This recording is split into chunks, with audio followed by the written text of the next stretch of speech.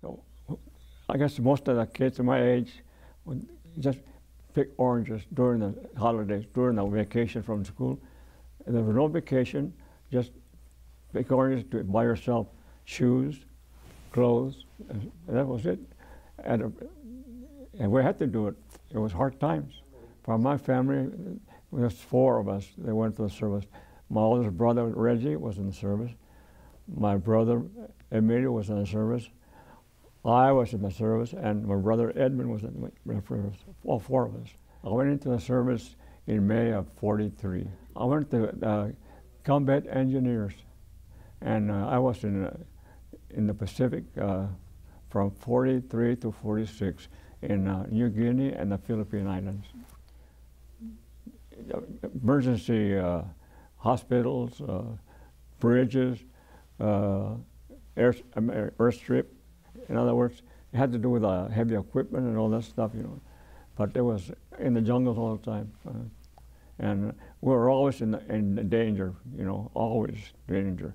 We had to carry a rifle all day long. Yeah. I was in Manila. I was hitchhiking back to camp, which is in Bataan. It was a long ways. Somebody tapped me on the shoulder from back. He says, "¿A dónde vas, Turi?" They knew me by name, by Turi. And it was Richard Aguirre. So he was there too. He was heading back to camp also, but he was in different directions. And I never seen him again. See? But it was so far away from home to see one of your friends, the school buddies and all that. Oh my God. And I also met my cousin Reyes there. And Emilio Herrera, I met him there too. See? Just so far away from home. And I'll never forget that. I was in the Pacific, and that was bad enough. Mostly in the jungles all the time. Nothing, you know, always in danger, either by animals or whatever, you know. Yeah, we landed at the same time MacArthur landed. In fact, my ship next to us got hit by a bomb. Boom! It could have been us, you know.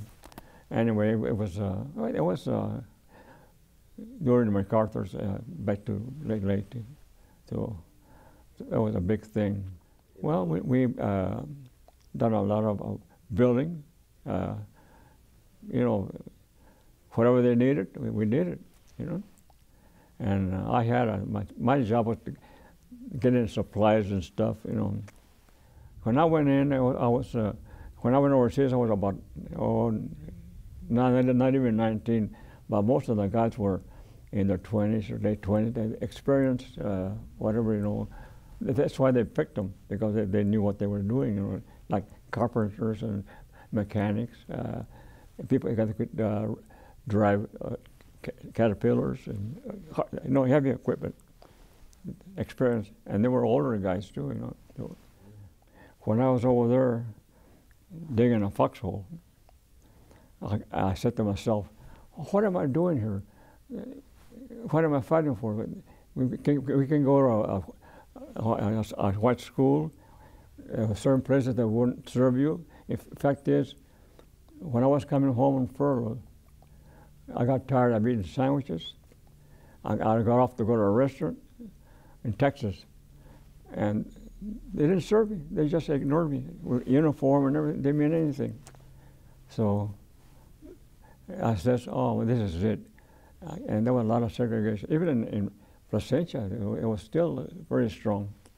You wouldn't get promoted like you were supposed to.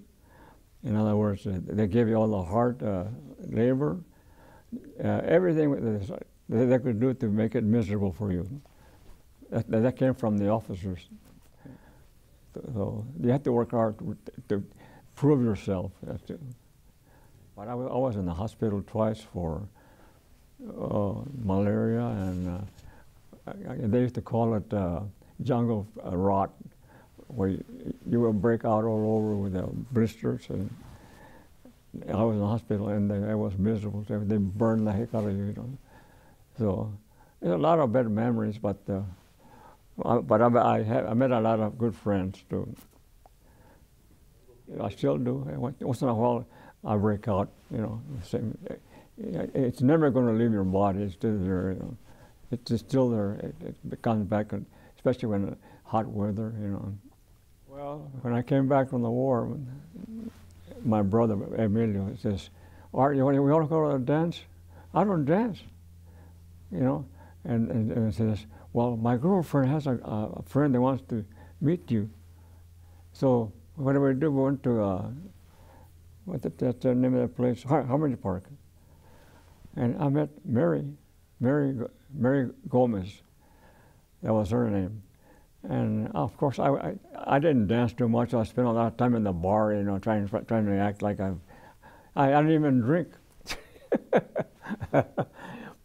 But we had a good time, and that's where it started. And we got married, and we had four good, wonderful children. I got a lot of grandkids, great grandkids. I started the whole thing. Beautiful. But when I came home, there was no jobs. Back to the orange groves. That was it. There was no work. The only steady work that I got was when I started working for the city. And I was making a big payroll. I was making $150 a month.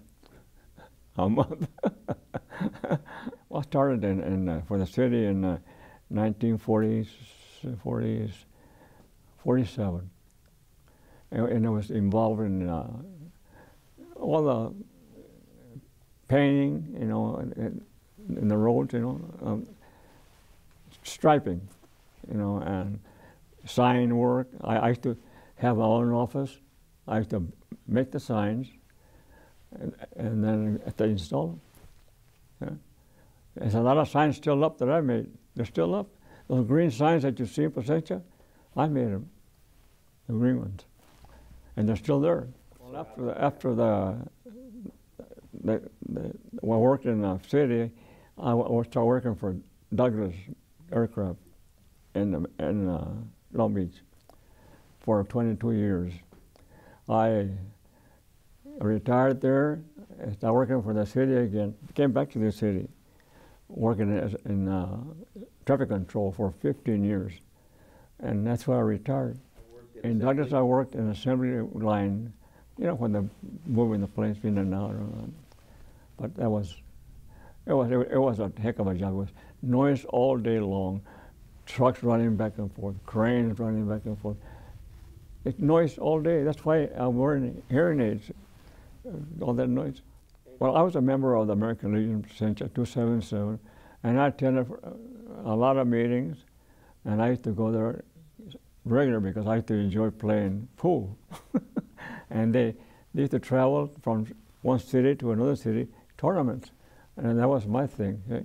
But I got to the point where we were getting too old, and I was losing all of my friends who were going, and I stopped going. I stopped going to the Legion for quite a while now.